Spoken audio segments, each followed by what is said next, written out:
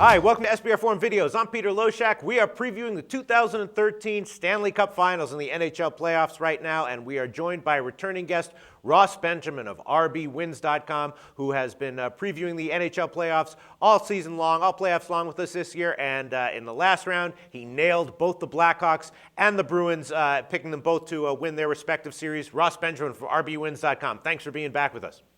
Thanks again for having me, Peter. Ross Benjamin. Very impressive, pal. Not too shabby, not too shabby. You said you loved the Bruins. Then, in the second series, you weren't afraid to take a favorite. The Blackhawks, both of them won. How'd you do that? Well, it's a lot of practice, a lot of hard work. People think it's easy. You wake up in the morning and read the paper and see what one team did from one day to the next. It just doesn't work like that. You have to look for value. All right, well, Ross, I was particularly impressed by the positive comments that you garnered in the YouTube comments. I mean, that is a tough crowd, and it's very rare for any of the professional handicappers that we have on our videos to get any positive comments. But you had people saying Ross Benjamin knows what he's talking about. Kind of blew me away. Very tough to get those kinds of comments. So congratulations, Ross, and thanks so much for giving us such great analysis for the last two rounds. Now here we go, though. Bruins and the Blackhawks are matched up against each other. The Blackhawks are minus 157 to win the Stanley Cup. Bruins on the other side are plus 142. And, I guess looking over this series, I see the Blackhawks as having had some chinks in the armor this playoffs. Detroit gave them problems at one time, even in their elimination game against the Kings, of course. The Kings came back and they sent it into overtime. So my guess here would be that the Bruins plus 142 is a side with value, but I completely defer to you. What do you think of these lines? Yeah, I think the line is accurate. And again, I'm going to stick to my guns, Peter. Mm-hmm. I like the Bruins from the beginning of the playoffs, and I'm going to stick with them here. I like the Boston Bruins. You said plus 142. I saw more like plus 125. But whatever the case is, 125 to 142, you're getting a nice value here with the Bruins. You're talking about a team right now that enters the Stanley Cup Finals having won 5 in a row and 9 of their last 10. Their only loss in that sequence came in Game 4 against the New York Rangers in overtime. This is a Boston team averaging 36 shots on goal per game during the playoffs. Corey Crawford's been also very good in the playoffs for Chicago, just like Tuukka Rask. Difference being is Corey Crawford has only faced 28 shots per game against what I consider not as great offensive talent as the Bruins have in the first 3 opponents they've faced. Boston is averaging 36 shots on goal per game. I think that'll be a difference. I think you'll see Corey Crawford's production tail off a bit. And I think Boston will be able to light the lamp a few more times as Chicago would like to see. I also think that Tuukka Rask right now, what can you say?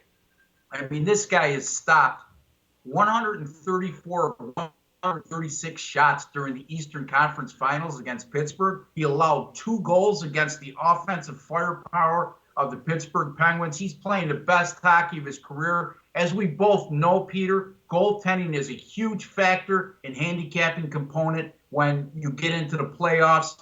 And right now, what can you say about Boston's goaltending? I think it's top-notch. I think the special teams on both sides are a wash.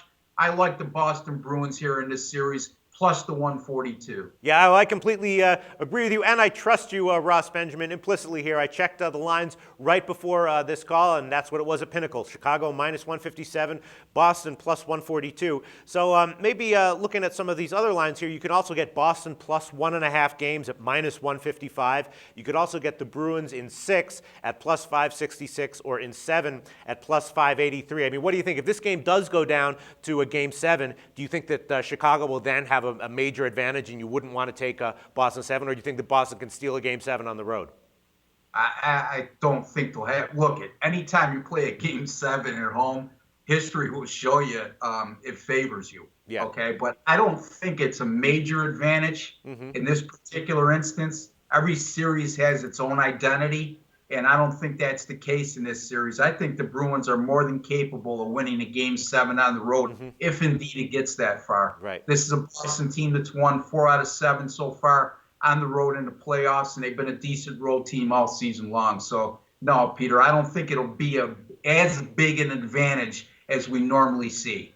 All right, so it sounds like you're leaning towards the Bruins any which way. Bruins plus 142, plus 1.5, minus 155, or any of the specific outcomes. Yeah, and I guess it's just people still think that the Chicago Blackhawks are just stacked with stars, which they are, but it seems like in the playoffs, some of those stars just kind of disappear, and the question is, why is that happening? Because sometimes Patrick Kane just kind of like disappears, and then he reappeared late in the LA series, but it seems like the Blackhawks should be better than they actually wind up being on the ice.